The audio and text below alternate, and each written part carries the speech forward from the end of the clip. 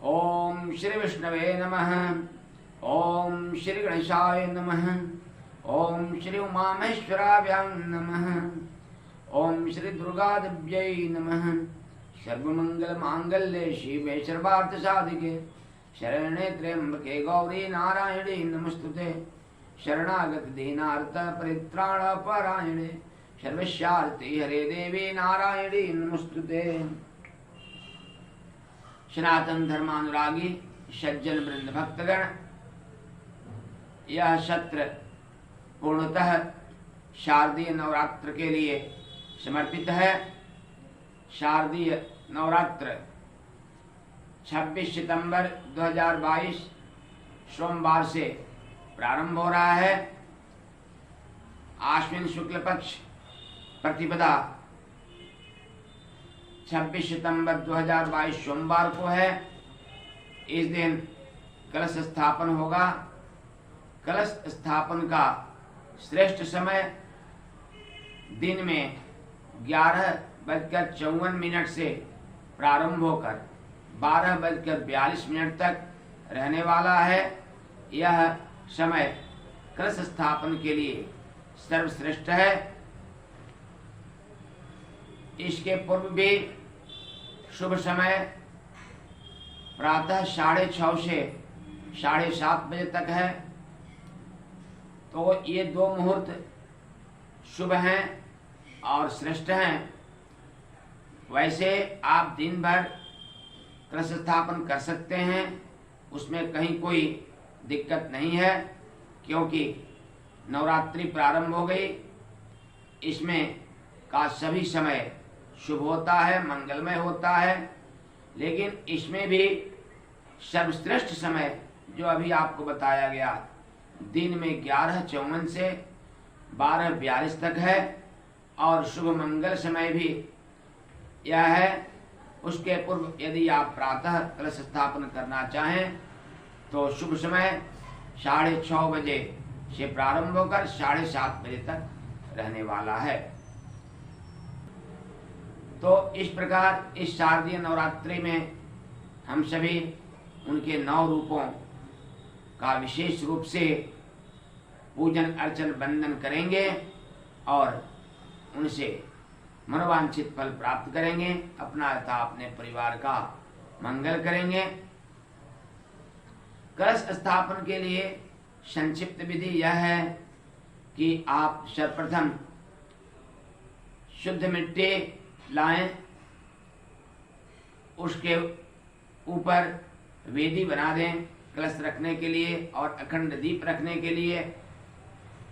उस वेदी पर सप्तमृत्तिका रख दें और सप्तधान रख दें। जौ को उस वेदी पर चारों तरफ छिड़क कर कुछ जल की बूंदें भी उस पर डाल दें। बीच में सप्तमृत्तिका और सप्तधान रखने के बाद उस पर कलश रख दें, अर्थात कलश स्थापन कर दें। उसके बाद आप कलश के अंदर जल डाल दें। जल में कशैली, दुर्वा, सर्वौषधि, पंचरत्न द्रव्य डालकर उसमें आम का पल्लव रख दें। उसके ऊपर एक पात्र में, एक ढकनी में अरवा चावल रख दें। उस पर रोड़ी से अष्टदल कमल बना दें और पुनः उस पर नारियल का गोला जिसमें एक रंगा लपेटा हो, उसमें खूजा नहीं होना चाहिए, गड़ी का गोला होना चाहिए, उसमें एक रंगा लपेट कर उस चावल पर जो अष्टदल कमल बनाए हैं उस पर रख दें। तत्पश्चात उस पर गाय के गोबर का कलश पर 2 छोटी छोटी गाय के गोबर की आकृति उस पर लगा दें और नीचे पल्लव पर, आम के पल्लव पर एक गाय के गोबर का ही गोलाकार आकृति देकर बनाकर रख दें और उसी पर एक कसेली भी आप उसमें मौली लपेट कर रख दें और थोड़ा सा और अधिक पल्लव वहां रख दें। और यदि आप मंत्र जानते हैं तो ठीक है, नहीं जानते हैं तो आप सर्वप्रथम विष्णु भगवान का ध्यान करें और जल अपने शरीर पर डाल दें।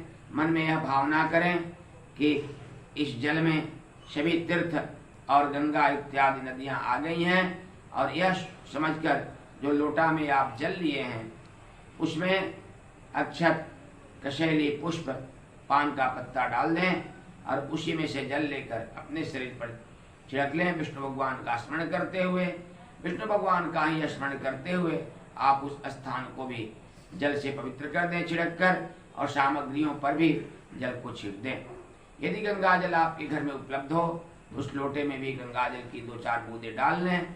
कलश में भी जो बताया गया है जल डालने के लिए उसमें भी थोड़ा 2-4 बूंद गंगा जल डाल लें।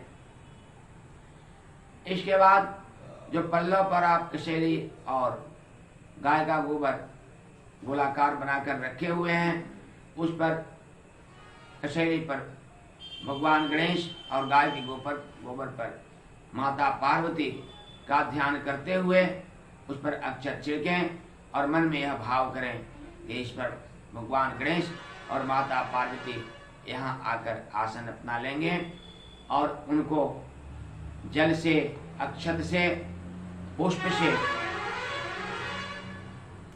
पूजन करें। रोड़ी अबीर भी वहां चढ़ा दें। एक दीप जलाकर घी का, एक गाय के घी का दीप जलाकर वहां पूर्वाभिमुख या अपने सामने आप दीप जलाकर रख लें। आप पूर्व की तरफ मुख करके या उत्तर की तरफ मुख करके करें और आपके सामने वह कलश हो। उसके बाद सभी देवी देवताओं को उस और 2-4 पल्लों रखकर उस पर मन ही मन आवाहन करें और इसी प्रकार अक्षत, जल, अक्षत, रोड़ी, अबीर से पूजन करें। दीप को दिखा दें, अगरबत्ती जलाकर दिखा दें। पुनः कुछ नैवेद्य उस पर अर्पण कर दें। नैवेद्य में आप फल, पंचमेवा इत्यादि वहां अर्पण करें। यदि आपके पूजा के थाल में दधी अक्षत भी है तो दधी, अक्षत और गुड़ भी वहां चढ़ा दें। पुनः जल गिरा दें। नैवेद्य अर्पण करने के बाद कुछ दक्षिणा द्रव्य चढ़ाकर और पुष्पार्चन कर लें, पुष्प चढ़ा दें।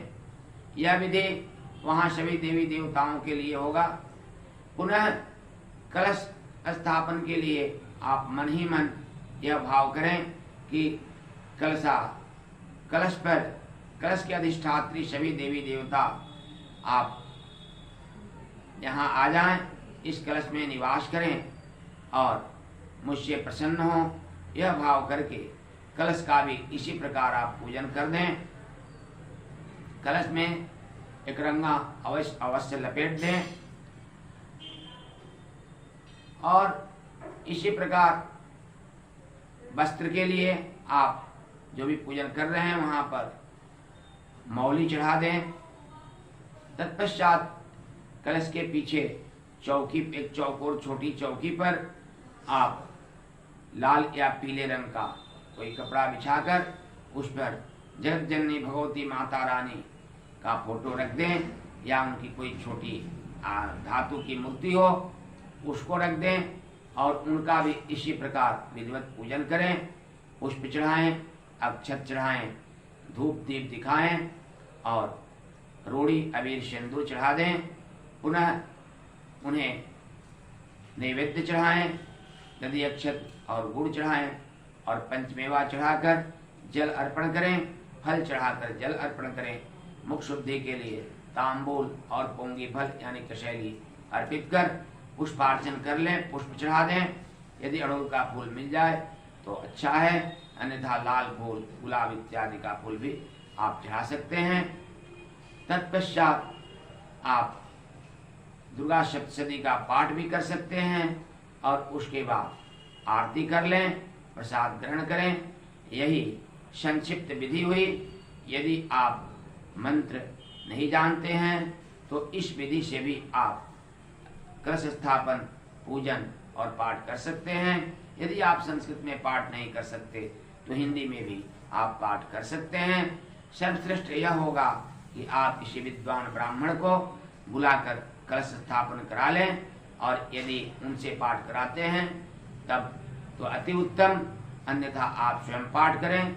और अंतिम दिन नवरात्रि के दिन भी ब्राह्मण को बुलाकर हवन इत्यादि करा लें। सप्तमी के दिन माता को वस्त्र इत्यादि, वस्त्र और श्रृंगार सामग्री भी अवश्य अर्पित करें।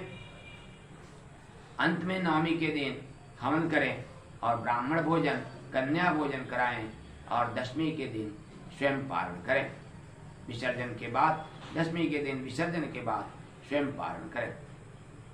यह संक्षिप्त विधि हुई। और यदि आप जानते हैं तो विधि विधान से वेद सम्मत षोडशोपचार या पंचोपचार मंत्र द्वारा भी पूजन कर सकते हैं, या किसी विद्वान ब्राह्मण को बुलाकर पूजन करा सकते हैं। यह संक्षिप्त विधि हुई और माता की कृपा आपको अवश्य प्राप्त होगी।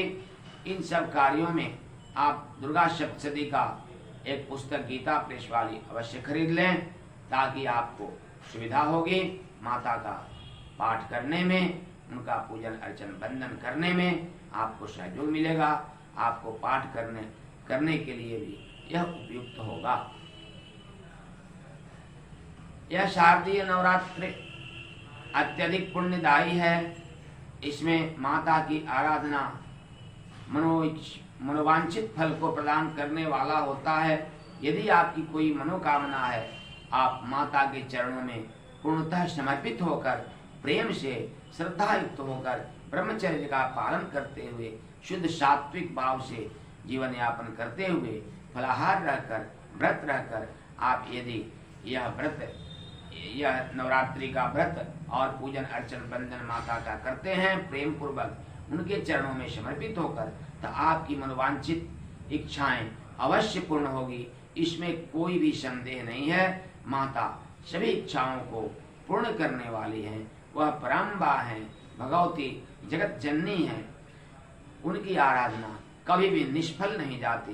बस शर्त यह है कि हम श्रद्धा पूर्वक समर्पित होकर उनकी आराधना प्रेम से करें, ब्रह्मचर्य का पालन करें, शुद्ध सात्विक जीवन जिए और व्रत भी रहें, फलाहार करें। जगत जननी भगवती माता रानी के चरणों में नतमस्तक होते हुए उन्हें मानसिक पुष्पांजलि इन शब्दों में समर्पित करते हुए इस सत्र का समापन किया जाएगा। ओम विद्युदाम संप्रभाम मृपति स्कंदे स्थिताम भीषणाम कन्याभि करवाल केटि विलसद्दस्ताभिराशेविताम हस्तैश्चक्रगदास केटि विशकाश्चापम गुणं तर्जनीं बिभ्राणां मललात्मिकां शशिधरां दुर्गां त्रिनेत्रां भजे। ओम श्री दुर्गा देव्यै नमः। इन्हीं शब्दों के साथ माता के चरणों में सदासुमन समर्पित करते हुए इस सत्र का समापन किया जा रहा है। पुनः हम सभी मिलेंगे अगले सत्र में। तब तक के लिए जगत जननी भगवती माता रानी आप सबों पर अपनी कृपा बनाए रखें। इसी अपेक्षा आकांक्षा के साथ सत्र संपन्न किया जा रहा है। सबको कोट से साधुवाद।